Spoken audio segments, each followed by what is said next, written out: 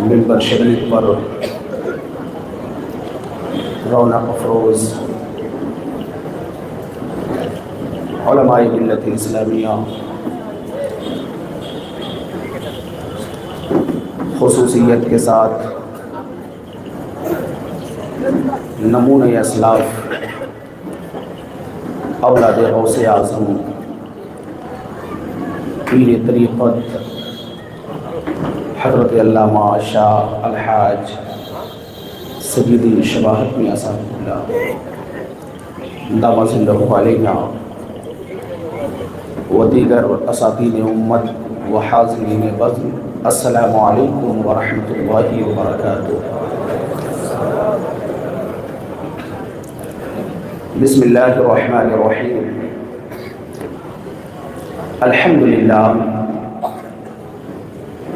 للہ الذی نعمہ لا تحصى وامرہ لا يعصى ونورہ لا يطفى ولطفه لا يخفى الذي فلق البحر لموسى وأحيا الميت لعيسى وجعل النار بردا وسلاما على خليله إبراهيم إمام الزهد والورع والصلاة والسلام على أشرف الكائنات محمد المصطفى المرتضى المنتقى المجتبى وعلى آله وصحابه أصحاب الصدق والصفاء وعلماء ملته أولي الألباب والنهى، ما بعد، فأعوذ بالله من الشيطان الرجيم، بسم الله الرحمن الرحيم، قل إن كنتم تحبون الله فاتبعوني يحببكم الله، آمنت بالله، صدق الله العظيم۔ آئیں ہم اور آپ مل کر انتہائی عقیدت و محبت، بسط شان و احترام کے ساتھ مصطفیٰ جان رحمت، شمع بزم ہدایت، نوبہار شفاعت، شب اسرا کے دولہا جناب احمد مجتبیٰ حضور محمد مصطفیٰ روحی فدا صلی اللہ علیہ وسلم کی بارگاہ میں جھوم جھوم کر درود پاک کا ہدیہ پیش کریں اور سب مل کر پڑھیں۔ اللہم صلی علی سیدنا مولانا محمد وبارک وسلم، صلاۃ و سلام علیکہ یا رسول اللہ صلی اللہ علیہ وسلم۔ آپریٹر صاحب اس کی آواز کو اور ذرا سا کھولیں، آواز مل نہیں پا رہی، آواز کھولیں۔ نبی اور آل نبی پر ایک مرتبہ اور پڑھ لیں، اللہ رب محمد صلی اللہ علیہ وسلم،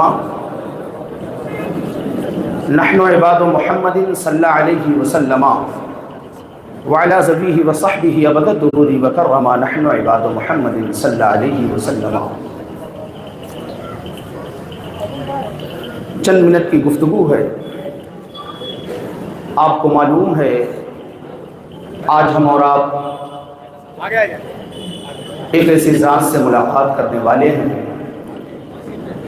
جن کی تاریخ کو لینے کے لیے بڑی محنتیں کرنی پڑتی ہیں، لیکن یہ ہمارے انتہائی کرم فرما بابو بھائی اور ان کی پوری ٹیم کو میں خصوصیت کے ساتھ مبارکباد پیش کروں گا کہ انتہائی آسانی کے ساتھ حضور والا کو انہوں نے اپنے جلسے میں مدعو کر لیا۔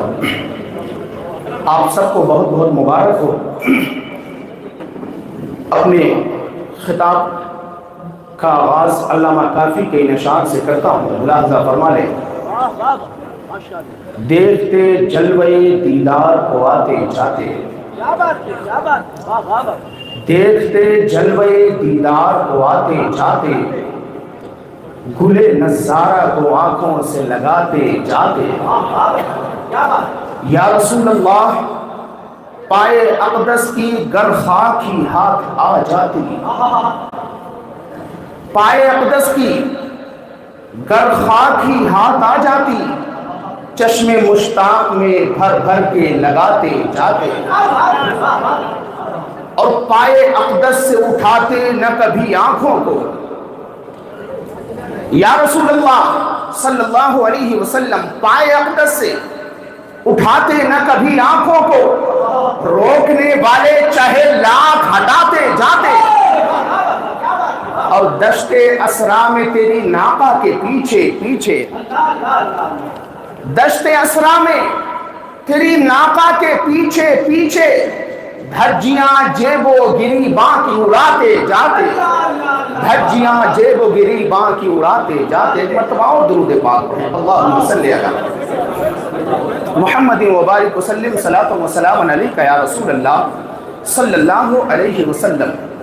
انتہائی آرام سے کے ساتھ آپ حضرات آ کر کے بیٹھ جائیں، شروع بالکل نہ کریں۔ اس وقت پوری دنیا میں ایک اضطرابی کیفیت ہے، ایک پریشانی کا ماحول ہے، ہر شخص پریشان نظر آ رہا ہے، امیر ہو کہ غریب، مفلس ہو کہ قلاش، کوئی بھی ہو، وہ ایک اضطرابی کیفیت میں اپنی زندگی کو گزار رہا ہے۔ وجہ کیا ہے؟ وجہ کیا ہے؟ کبھی بے وفائی ہاتھ آئی، ہمیں کبھی رونا پڑا، ہم نے اس دل کو اس ذات سے اور اس شخصیت سے نہ لگایا جہاں لگانا چاہیے تھا۔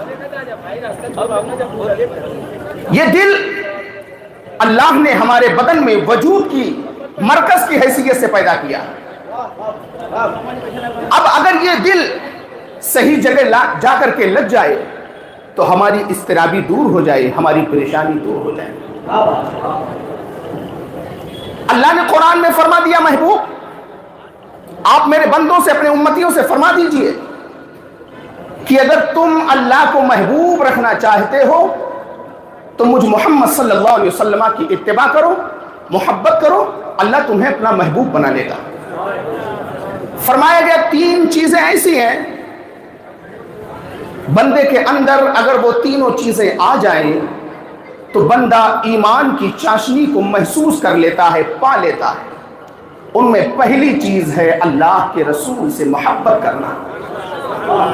اگر ہم اللہ کے رسول سے محبت نہیں کر رہے ہیں تو یاد رکھیں ہم کبھی بھی ایمان کی چاشنی کو نہیں پا سکتے، ایمان کی حلاوت کو نہیں پا سکتے۔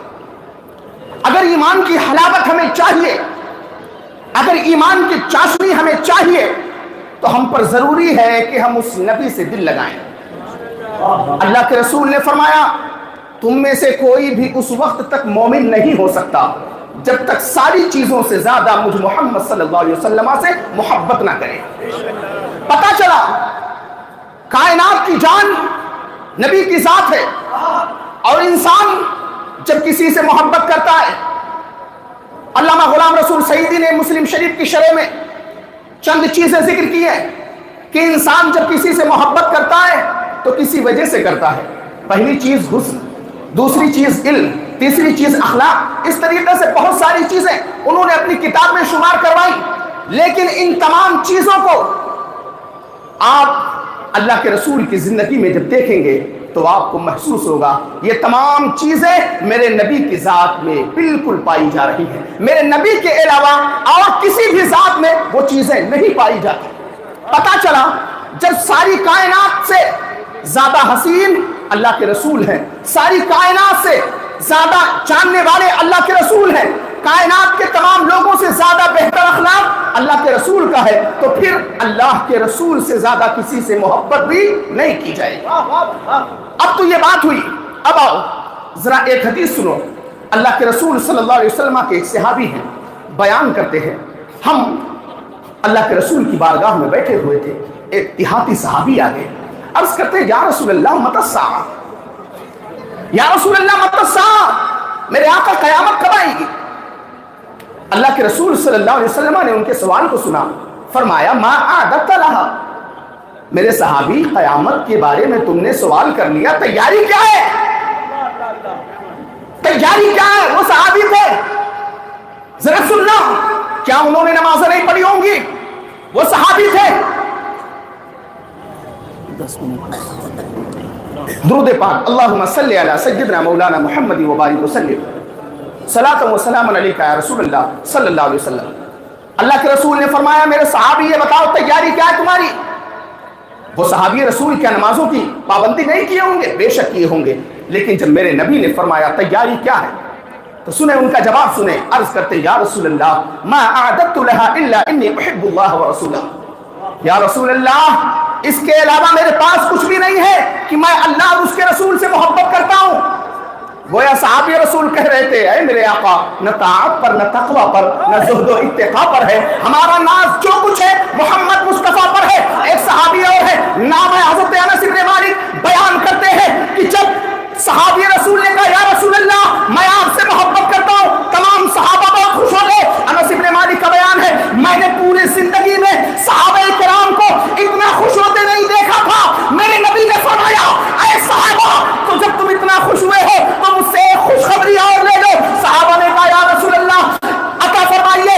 میرے نبی نے فرمایا المرء مع من احب، اے صحابہ اگر تم مجھ سے محبت کرو گے تو قیامت کے دن میرے ساتھ اٹھائے جاؤ گے۔ پتا چلا آج اگر دنیا میں ہم نبی سے محبت کریں گے، کل انشاءاللہ قیامت کے دن ہمارا حشر اپنے نبی کے ساتھ ہو۔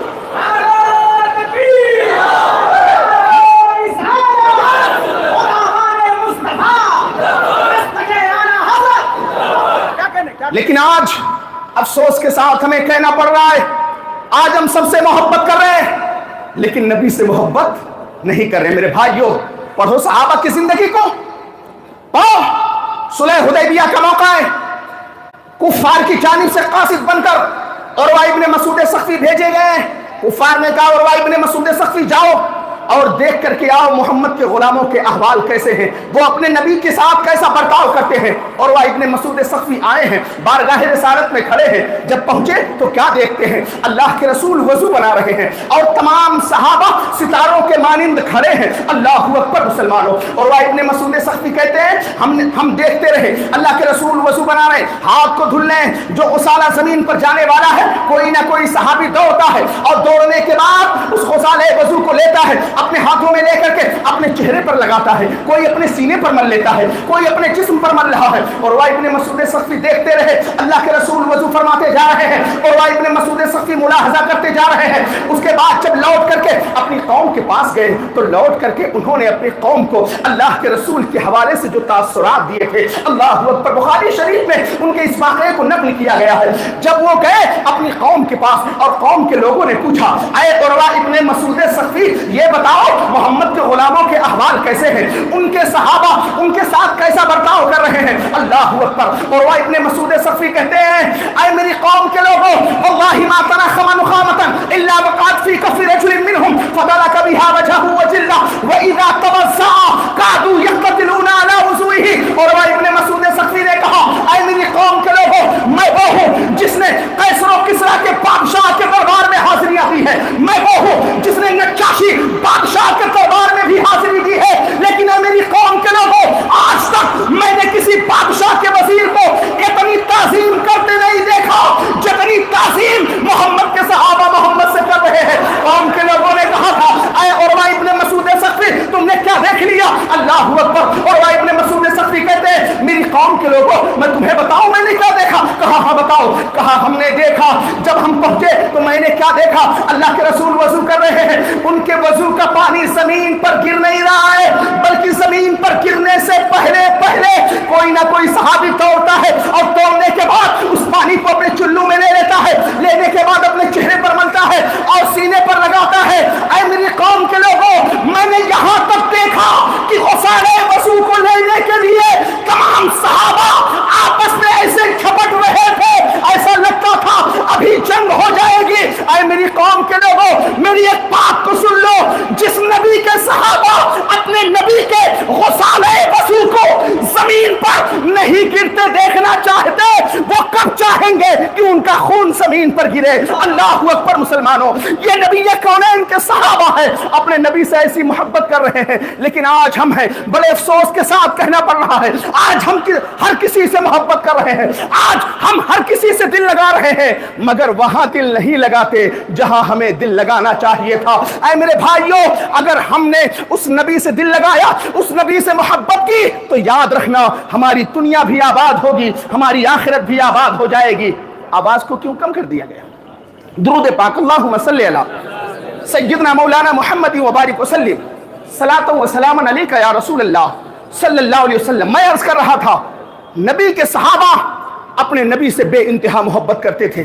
جنگ احد کی تیاری ہو رہی ہے، آپ ذرا سا دیکھیں، تاریخ سنیں، جنگ احد کی تیاری ہو رہی ہے، رات کا وقت ہے، اللہ کے رسول نے صحابہ سے فرمایا صحابہ لوگوں میں اعلان کر دو کہ جنگ کی تیاری کریں. رات کا آخری پہر ہے, ایک بوڑھی ماں ہے, بستر سے اٹھتی ہے اور اٹھنے کے بعد روتی ہے. اس کا ایک چھوٹا بیٹا ہے, تاریخ میں اس کی عمر 8 سے 10 سال بتائی جاتی ہے. جب اپنے ماں کو روتے ہوئے دیکھتا ہے وہ بھی اٹھ جاتا ہے, عرض کرتا ہے امی جان رات کی اس تنہائی میں آپ رو کیوں رہی ہو؟ ماں نے کہا بیٹے تو سو جا, تو میرے درد کو دور نہیں کر سکتا ہے. بیٹے نے کہا اے میری ماں, اس بیٹے کو کیسے نیند آئے گی جس کی ماں اس طریقے سے آہو فقاں کر رہی ہو؟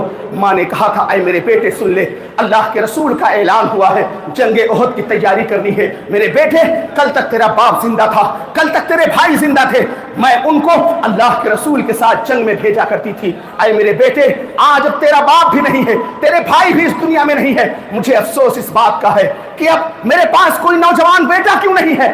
اگر کوئی نوجوان بیٹا میرا ہوتا تو آج اس نوجوان بیٹے کو بھی میں اللہ کے رسول کے قدموں میں قربان کرا دیتی. اللہ اکبر مسلمانوں, رات کا وقت ہے, وہ بیٹا جب اتنی گفتگو کو سنتا ہے ماں کے قدموں میں آ جاتا ہے, امی جان مجھے لے کر کے چلو اللہ کے رسول کی بارگاہ میں ان کے ساتھ جنگ کروں گا. ماں نے کہا تھا بیٹے بچوں کو جنگ میں جانے کی اجازت نہیں ہے. بیٹے نے کہا ماں ہمیں لے کر کے تو چلو اللہ کے رسول کی بارگاہ میں. صبح کی سفیدی نمودار ہوتی ہے, بوڑھی ماں اپنے بیٹے کو لے کر کے اللہ کے رسول کی بارگاہ میں پہنچی ہے. اللہ اکبر, تمام مجاہدین کی صفیں تیار کی جا رہی ہے. وہ بوڑھی ماں اپنے چھوٹے بیٹے کو لے کر دور کھڑی ہو گئی. اللہ کے رسول نے دیکھا اور فرمایا صحابہ اس خاتون سے پوچھو کیوں آئی ہے. اللہ اکبر مسلمانوں, صحابہ نے پوچھا. بوڑھی خاتون نے کہا اے صحابہ اللہ کے رسول سے کہہ دیجئے میں اپنے بیٹے کو جنگ میں بھیجنا چاہتی ہوں. اللہ اکبر مسلمانوں, صحابہ کرام نے جب اتنا سنا, سننے کے بعد تمام صحابہ رونے لگے. اللہ اکبر, میرے نبی صلی اللہ علیہ وسلم نے صحابہ سے پوچھا میرے صحابہ کیا بات ہے؟ صحابہ نے کہا یا رسول اللہ وہ بوڑھی عورت اپنے 8 سے 10 سالہ بچے کو لے کر کے آئی ہے اور کہہ رہی ہے میں اپنے اس بچے کو اللہ کے رسول کے قدموں میں قربان کرنے کے لیے بھیجنا چاہتی ہوں. اللہ اکبر, میرے نبی اتنا سنتے ہیں, سننے کے بعد میرے آقا فرماتے ہیں اے صحابہ اس بوڑھی خاتون سے کہہ دو یہ اپنے بچے کو گھر لے کر کے جائے. یہ بچہ اگرچہ اپنے بستر پر مرے گا لیکن کل قیامت کے میدان میں جب نفسی کے عالم میں پوری دنیا کائنات کے تمام لوگ ہوں گے اس وقت یہ بچہ انہی صف میں کھڑا ہوگا جس صف میں شہدائے احد کے لوگ کھڑے کیے جائیں گے. اللہ اکبر مسلمانوں, اب یہاں پر رک کر مجھے کہہ لینے دیا جائے جب تک ایسی مائیں زندہ تھی, جب تک ایسے بچے زندہ تھے اس وقت تک آواز آتی تھی دشت تو دشت ہے, دریا بھی نہ چھوڑے ہم نے, بحر ظلمات میں دوڑا دیے گھوڑے ہم نے. مگر افسوس آج ہم نے اپنے نبی سے اپنے رشتے کو کمزور کر کے اپنی تمام طاقت کو ہم نے کمزور تر بنا دیا ہے. اے میرے بھائیوں, اگر آج بھی وہی وقار چاہیے, آج بھی وہی عزت چاہیے, آج بھی وہی شوکت چاہیے تو آؤ اس نبی کی بارگاہ سے پھر قریب ہو جاؤ. خدا کی قسم اللہ آپ کو پھر عزتیں عطا کرے گا, لیکن شرط ہے اس نبی سے آپ دل لگائیے. بس چلتے چلتے ایک آخری پیغام, اور وہ پیغام یہ ہے فتنوں کا دور ہے, روز نت نئے فتنے جنم لے رہے ہیں. ایسے ماحول میں آپ پر ضروری ہے کہ آپ مسلک اعلیٰ حضرت کو مضبوطی کے ساتھ پکڑے رکھیے. جی ہاں, یہی مسلک آپ کو جنت تک لے کر کے جانے والا ہے. اگر اس سے آپ ہٹے تو پھر یاد رکھنا آپ کا معاملہ بہت دور تک جا سکتا ہے.